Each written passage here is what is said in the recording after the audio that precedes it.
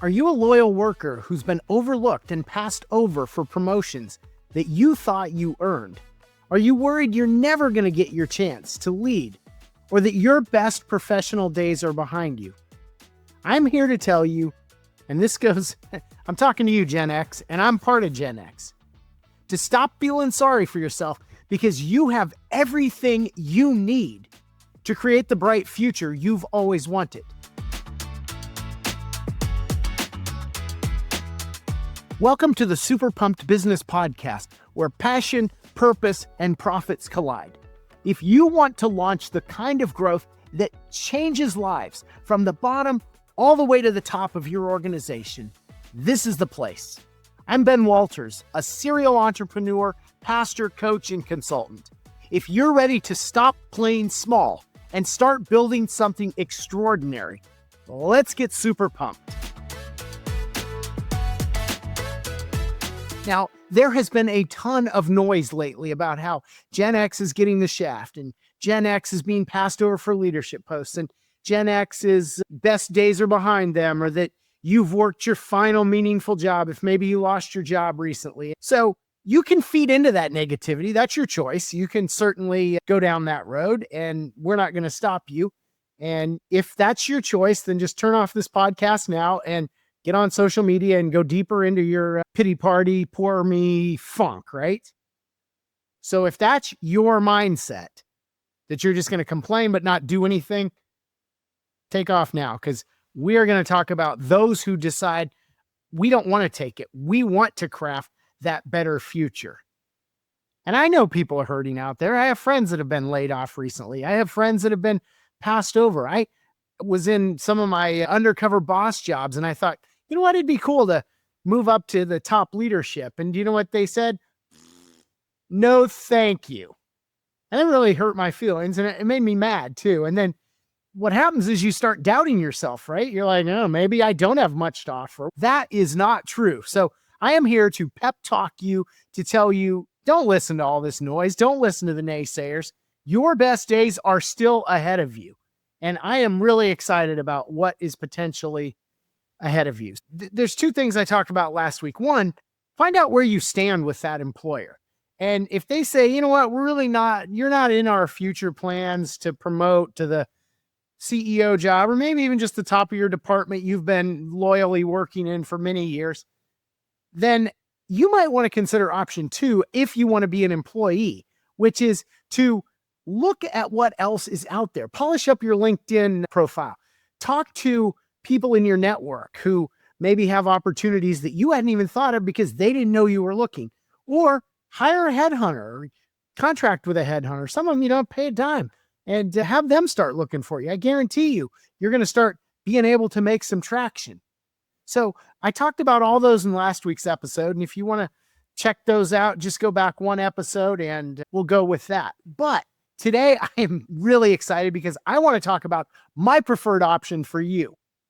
This is everyone out there who's been forgotten or passed over. And you might be a baby boomer, or maybe you're a millennial, or maybe you're even a Gen Z and you just feel like, man, you are getting the shaft in this whole employee-employer relationship. So what I'm going to tell you, and this is pointed at Gen X, is that you check every box to start your own company. Now, a lot of you say, well, I've never done that, or that seems scary or intimidating, and it can be. I get that. But let's just break it down in terms of skills and kind of prerequisites, things that you would need to start your own business, right? Most people, if they want to start their own business, need some level of work experience, okay? Particularly the more the better, because the more you do things, the more you learn. And there's a insurance commercial that says, we know a thing or two because we've seen a thing or two. Well, if you're Gen X, you're age 45 to 60. So you have seen a lot. I started working when I was 9, mowing lawns with my older brother, Tony, who was 11. Now, that was obviously not a real job, but my first real job was at 15. So I'm looking at somewhere around, 40, 45 years of solid grinding work experience. You don't get more experience than that other than maybe the baby boomers, right? So you're experienced, Gen X. So just check that box and put that feather in your cap. That is a good thing. Now, beyond that, you have a second, I would call it leverage point. Right now, you have time. Now, maybe your kids are home for the summer, but most of you by this time in your life, if your kids aren't grown and gone, they're at least grown and gone most of the time while they're off at school, or maybe they're junior or senior in high school. They're pretty darn independent at that point, right? So the days of you driving carpool every day and shuttling them from one activity to another, I remember those days very clearly with 3 kids in different sports, plus a foster kid and a special needs brother. I mean, it's just crazy. I think I had hair when I started, and now I'm, a little less hair because it is maddening how much you're in drive-throughs and just running, running, running. But then guess what we've hit? Empty nest. Man, empty nest, there's a lot of time on your hands, right? So you have a choice. You can use that time to fight with your partner about how to load the dishwasher or how to garden or what the next series you're going to watch on Netflix. Amazing how much tension can be over what we're going to watch next on Netflix, huh? So you can take all that time you used to spend on your kids and pour it into these new things, right? So think about that. You have experience and you have time. But the last thing you have a lot more than that. But the third thing you have is you most likely have monetary assets. You have built up some assets in your lifetime. And for most of us, it comes in 2 forms. It either comes in your retirement accounts or it comes in the equity in your home. Okay? So very few of you by this point in your life are going to have no assets. You can leverage those assets and that time you have and that experience you have to start your own business. It's not that hard. It really isn't. Now, I'm going to break it down for you so you begin to conceptualize how this might work. Now, some of you may say, and I agree wholeheartedly with this, some of you may say, I think I want to do my own business, but I'm not really sure. Or I'm interested in trying this, but I don't want to go all in because that's really scary. So for those of you who just want to dip your toe into business as what I would call a side gig while maintaining your current job, here's a cool thing. You can borrow up to 50% of the vested value of your 401k, up to $50,000. Now, that's not a ton of money, but you can use $50,000 or up to $50,000 to start a pop-up shop or get a co-working office or decide you're going to get space in an incubator kitchen. And then with this time you have, because remember, you're most likely an empty nester, you can work on this side business, building it up on nights and weekends and holidays and when you can't sleep and all those times you can start building this up. And what's cool is, so you're making pretty small payments, right? And you spread those over 5 years if you've borrowed against your 401k. And guess what? All you're doing is paying yourself back. The interest, if you will, is going right back into your account. So if you pay off that money you borrowed, it's not even as if your retirement funds take a hit. They're restored wholly and you're complete. So that is pretty cool. Now, if you decide that this side gig is going well, then you just pay it back with a traditional business loan, or you could take some home equity and pay it back. So that's an option.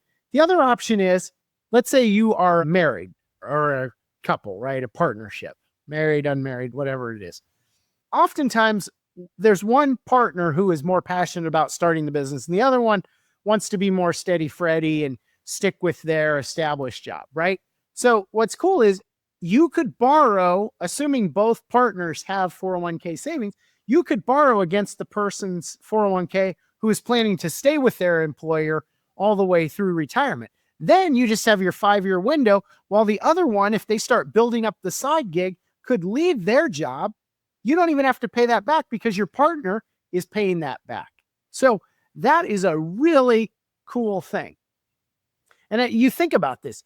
You can take this $50,000 for startup equipment and supplies. Let's say you make something really cool that other people like.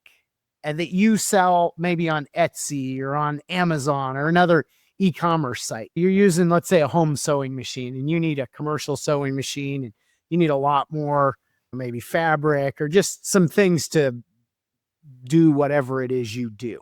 So you can take that borrowed money against your 401k and use that to get that little business up and running. See how it goes, scale it up.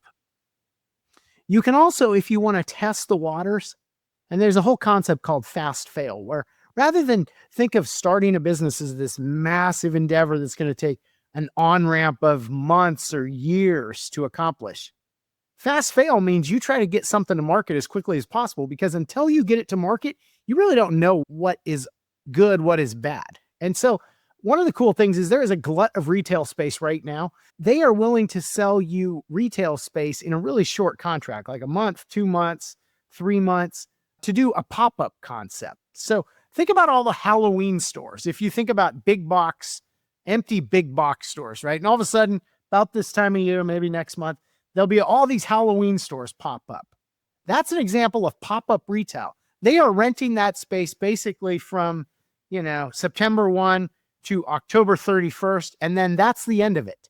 They're not having to deal with that. And so they know they can sell their Halloween stuff in that period of time and then move on from that. But you can do the same thing in your own life.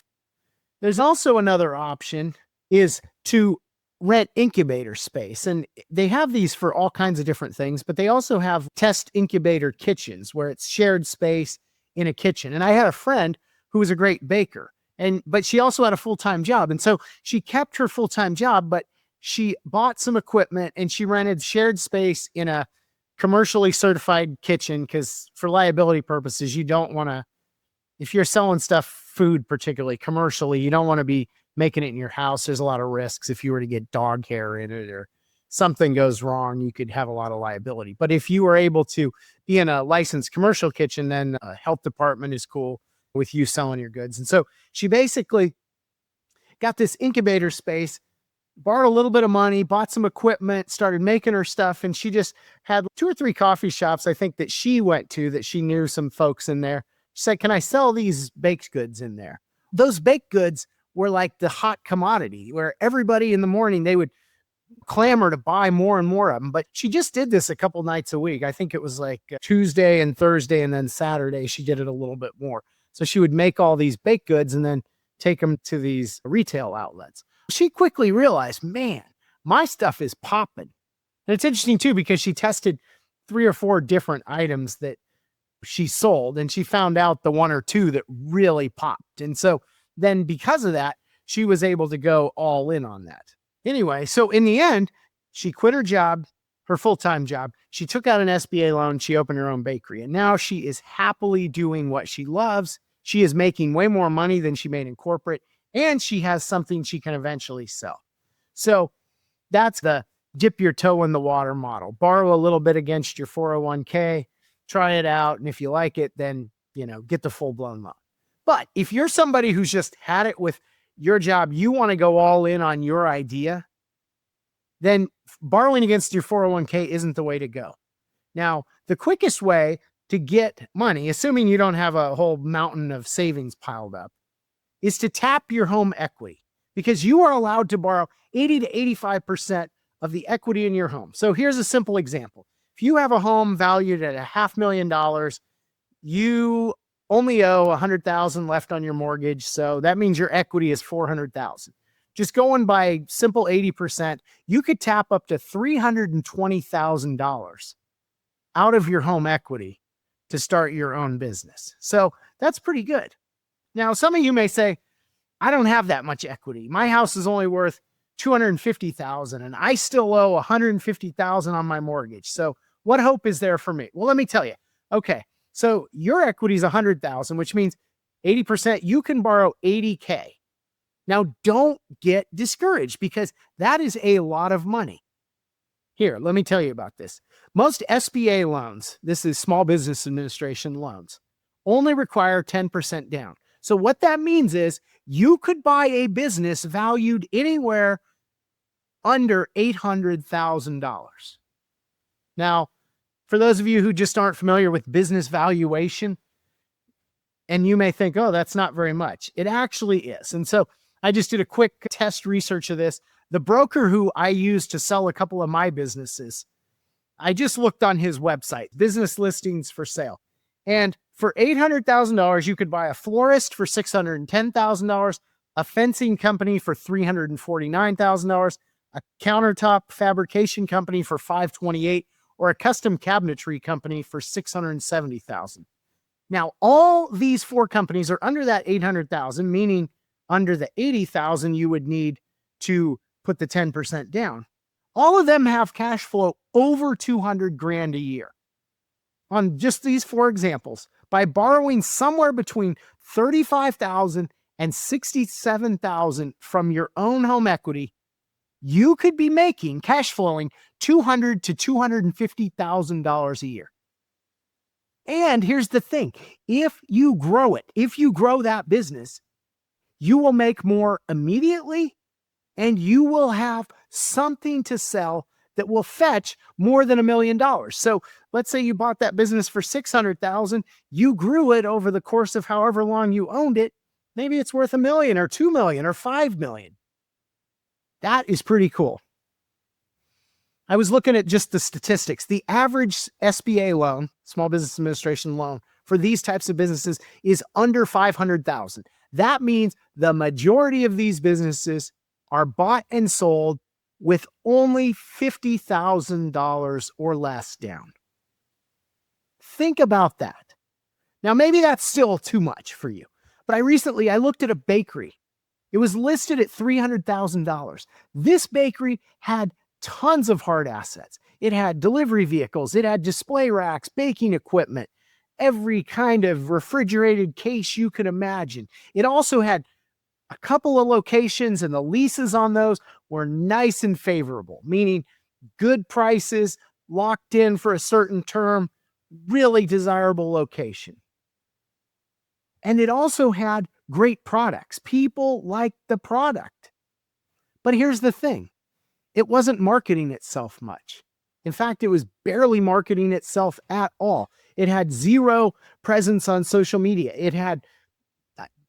Didn't even have a website for either one. Isn't that crazy? No website. Amazing. So there's tons of opportunity. I was looking at it, and then they weren't selling drinks, and with a bakery, they had some amazing breads, but they weren't making any kind of sandwiches, which is an easy one-off. When you're making fantastic bread, put some meat and a little cheese between it and a slice of tomato, and bam, you're selling a $12 sandwich, right? Fresh made bread. The upside on this place, I looked at it and I said, within a year, you could increase the revenue easily 50%. So all of a sudden then, that $300,000 purchase is pushing the $500,000 mark. And that's just in the first year. And then you start rolling along from there, growing and scaling. And all of a sudden you're going from 2 or 3 locations to 5 or 6. And then the sky is the limit. So think about this just from your perspective. You're feeling dumped on by your employer, like you've worked your last meaningful moment. But if you could somehow scrounge up just a mere $30,000, and some of you, I know it's a lot, but $30K, you could buy something that you could make probably more money than you're making right now. You could make that right now. You could grow and scale this, and you could sell that for a multiple, several times your purchase price. And I believe you could do this whether you're at the oldest end of Gen X or whether you're at the youngest. In the next 5 to 20 years, you could do this. And you could have the thing rolling along the way you want. So the choice is yours, really. Let's just cut to brass tacks. You can keep dutifully grinding along as this loyal employee who feels put upon and jerked around, maybe be bitter. And at the end of that, finish your career. They give you your Costco cake. They give you the gold watch. And you go off into your retirement, but your savings is pretty modest. Inflation keeps rising, and you end up not doing all the bucket list dream things you could in your retirement, right? So that's option 1. If you want, that's fine.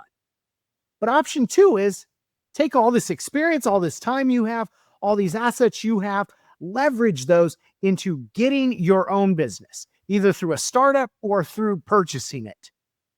And then build that business up, make more money now, have control of your career, and then sell that. And sell that for a price that you can live in retirement the way you've always dreamed of. Take the vacations you've dreamed of. Do the things with your kids or your grandkids or friends that you've always wanted to do.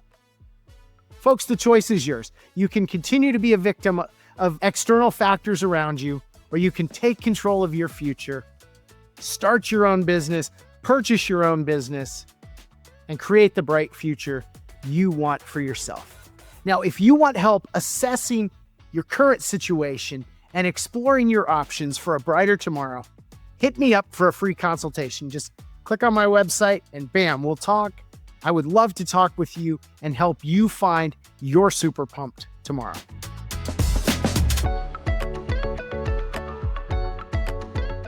Thanks for joining me today on the Super Pumped Business Podcast. If you enjoyed today's show, I have 2 quick next steps for you. First, subscribe or follow us on Apple Podcasts, Spotify, or YouTube.